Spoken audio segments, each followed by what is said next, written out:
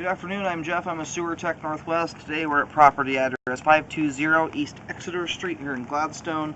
We're located at the front of the home. We've got it's a 3-inch cast iron cleanout off to the left of the front doorway. This will be the point of access. I'm going to insert the camera and check the overall condition and serviceability of the sanitary sewer line. I'm going to introduce water here in just a moment, and I'm going to zero out the camera counter here at the base of the cleanout and refer to this spot as the point of access. Here we go.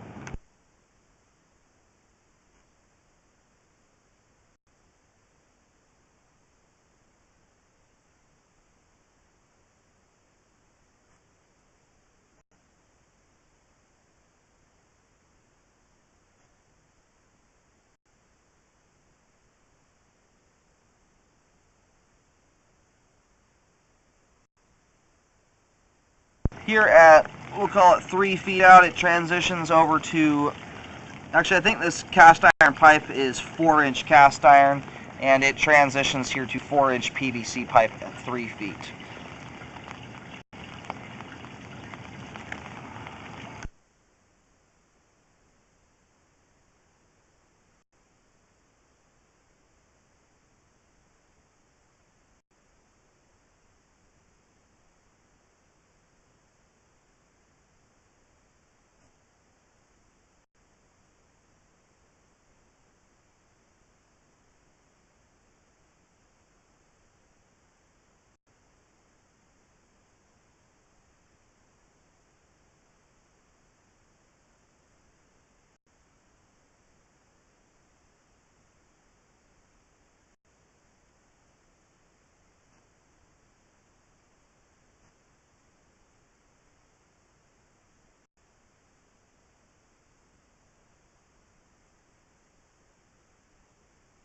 And here at 30 feet, it transitions over to 4-inch ABS. Everything's looking good so far.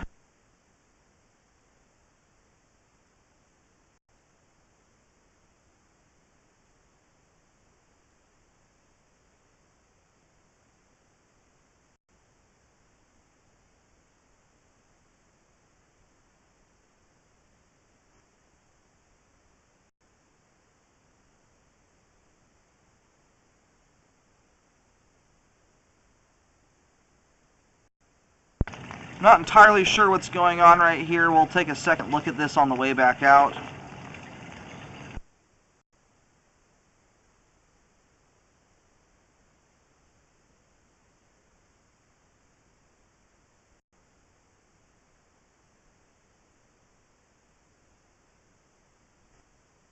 Okay, I need to make a correction. This is not ABS plastic. It is Orangeburg.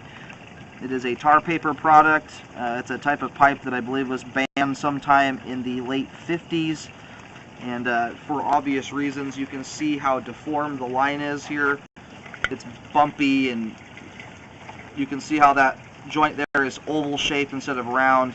Over time, it saturates with water and is so weak that the ground above it collapses the pipe down. And then here it transitions over to concrete pipe at 35 feet.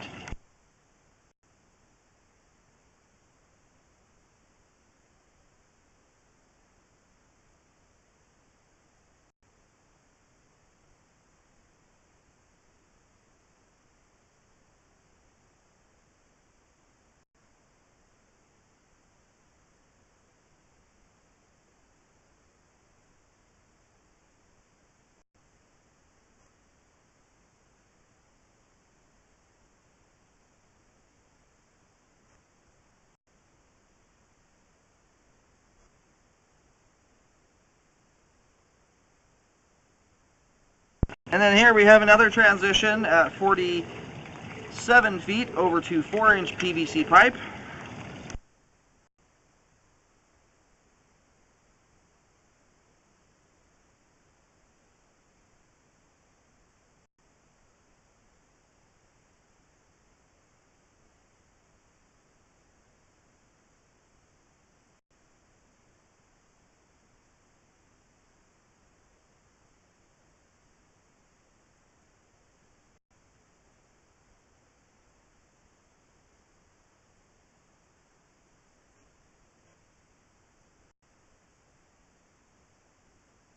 please. Okay, and here at 59 feet, we have reached the main lateral out on Exeter. We're going to get the water turned off now and let it drain out here so we can have a better look, especially at the Orangeburg section. The rest of the line we'll have a better look with the water drained out, but everything else thus far is looking pretty good, apart from that Orangeburg.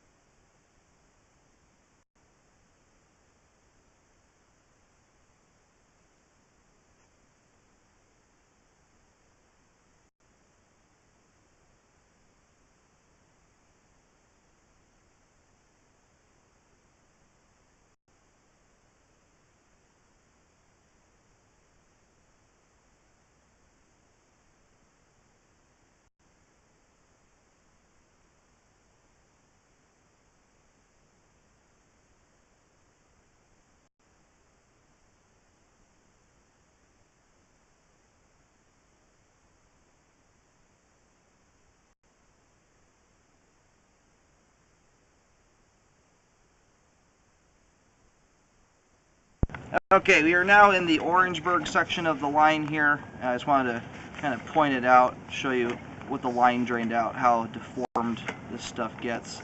You can see all the bumps in it as it conforms to everything around it in the ground. Currently, especially for being somewhat deformed, it's draining relatively well. Orangeburg is one of those types of pipe that, just given enough time, it will always fail because it just slowly collapses over time, and it's very susceptible to root intrusion coming through. It's possible that's what we've got starting right here. There's kind of a big bump, but I don't really see anything protruding out through the joint. So I will locate this and find out where it's at exactly. It's one of those types of, or the situation right now is that it's working relatively well, especially for what it is, but at some point in the near future I would recommend updating this section of the line, and I would check with the city. Sometimes with this type of pipe, the city requires that it be removed if it's found, so it's worth checking into that as well.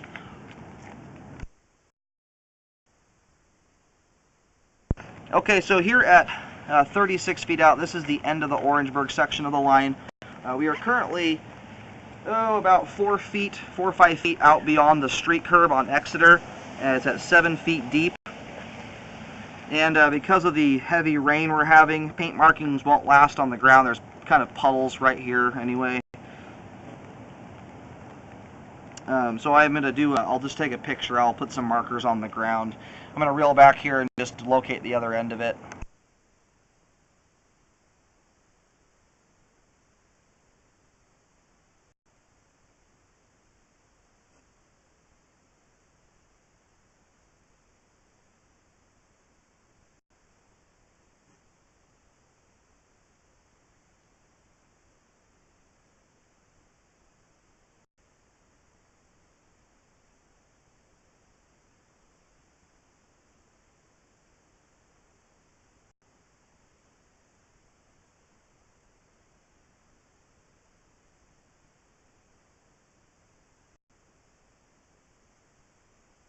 Okay, and here at 31 feet, it's a pretty short section of pipe.